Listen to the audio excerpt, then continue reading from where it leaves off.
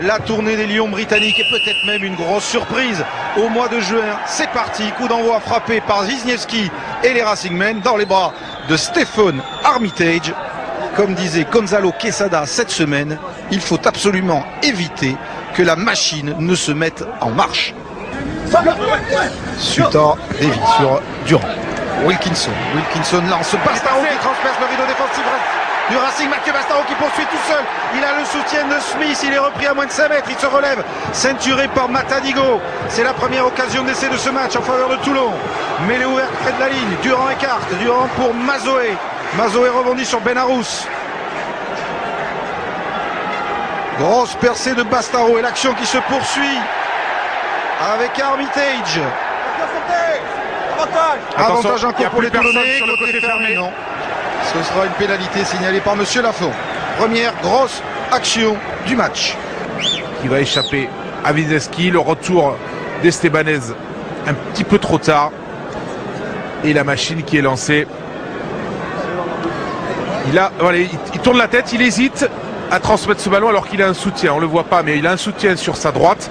Il est finalement stoppé difficilement. Et puis les avants ensuite vont insister même sens avec encore une fois cette puissance caractéristique. Silence à l'irlandaise et l'anglais Johnny Wilkinson égalise 3-3. Machno, même sens sur Galindo maintenant, l'international argentin Galindo bien pris par Guito. Mais il est ouverte, renversement de Machno avec Gerondo maintenant. Gerondo pris aux jambes par Eman. Même sens encore pour le drop peut-être de Jonathan Wisniewski. C'est parti. Et ce drop de Wisniewski passe entre les perches. Le Racing égalise 6 points partout. Ils se connaissent donc très bien. Et Bernard Laporte va apprécier la trajectoire. Poteau. Attention dessous, ça peut être dangereux avec Bombo qui a suivi. Et Mazoé qui sauve l'essai, qui ne concède pas la mêlée à 5. Machno pour Wisniewski. Sur les extérieurs, Estebanez contre deux. Chassé par Bastaro, il lui échappe. Estebanez qui perce, qui échappe encore au plaquage, qui va aller marquer, qui est repris l'extrémiste. Chavancy au soutien. Et voilà l'essai du Racing Métro, le 3e encaissé par Toulon cette saison sur la pelouse de Mayol. Regardez, tout part ici. Il y a une situation de 3 contre 2. Il va tenter le cadrage débordement sur Bastaro, le réussir. Estebanez est là. La puissance physique de l'ancien briviste qui échappe à 2 plaquages et qui se permet dans la défense toulonnaise de servir magnifiquement son compère Henri Chavancy. Là c'est le départ de l'action, le cadrage débordement sur Bastaro, il échappe ensuite à David Smith, il est récupéré in extremis par Hermitage et Wilkinson qui coffrera Chavancy trop tard. Guito, Wilkinson, Mazoé, Chris Mazoé vient percuter sur Wisniewski. Guito, avantage en cours pour les Toulonnais, feinte passe de Smith pris par la défense du Racing. Et Monsieur Lafont revient à la pénalité.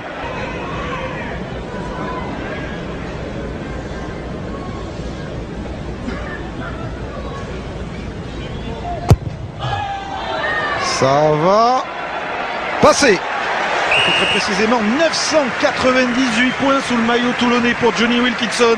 Mais ce qui est important à cette minute, c'est que ça rapproche le RCT à 1 point du Racing.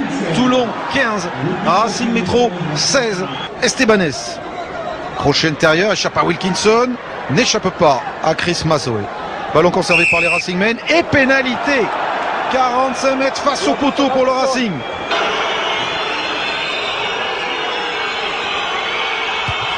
Wisniewski, ça part bien et ça passe. 4 points d'avance pour le Racing Métro de Gonzalo Quesada. Toulon 15, Racing 19. Guito. Wilkinson, Smith appuie sur Mermoz avec Gideon Armitage qui s'engouffre, qui est repris par le plaquage de Wisniewski à 5 mètres à peine de l'embut du Racing Métro. Mermoz en position de demi de mêlée, chassé, ceinturé par Estebanez alors que la sirène retentit, que ce ballon gicle, qu'il finit en touche et que Monsieur Lafont siffle à la fin du match sur une victoire époustouflante du Racing Métro. 19-15. Toulon est tombé ce soir à Mayol pour la première fois de la saison et Bernard Laporte vient de l'en prendre dans son vestiaire. Ils sont allés au bout d'eux-mêmes, un effort exceptionnel en fin de match dans la défense. C'est beau ça. Oui, avec Fabrice Estebanez complètement exténué, match héroïque de votre part, vous avez fait tomber le leader qui était invaincu ici. Ouais, j'ai du mal à y croire encore avec c'est vrai que les moments difficiles qu'on vit, j'ai dit dans les vestiaires aux potes qu'il fallait être fier de ce maillot.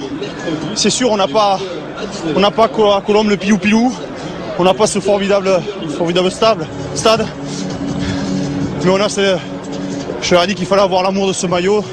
Le Racing Club est l'un des plus gros clubs, le plus vieux club de France, et voilà, je crois qu'on n'a rien à envier à tout le monde. On a un président qui est à fond derrière nous.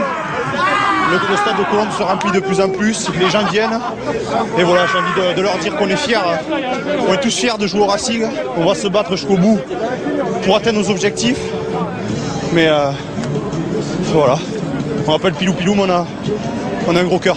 Merci Fabrice. Giovanni Kerr qui est avec Philippe Fleis. Oui, Joe, le capitaine toulonnais. Toulon battu, les Racingmen vous ont fait la guerre, ils ont remporté la guerre ce soir. Ouais, ils ont joué très très bon ce soir avec beaucoup de fêtes et c'était dur pour nous. C'est dur.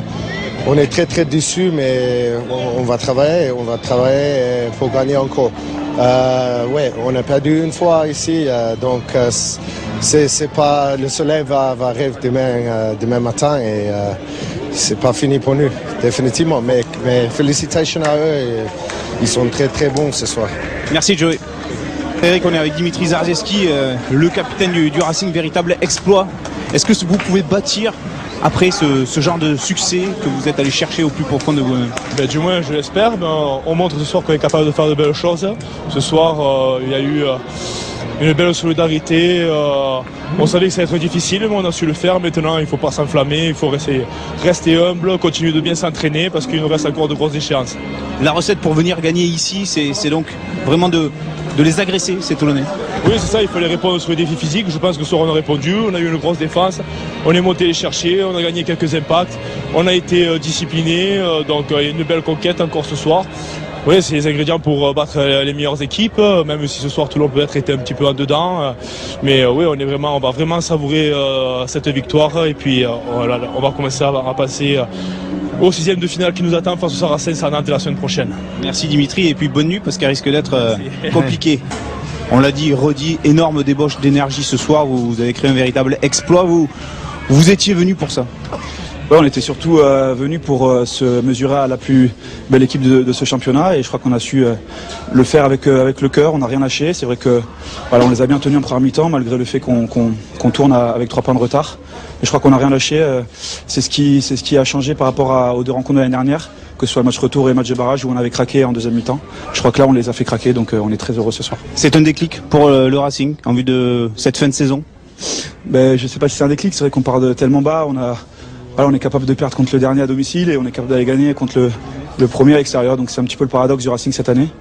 Mais bon, je crois que voilà, ça nous met sur de bonnes bases en tout cas pour la deuxième partie de saison. Merci beaucoup.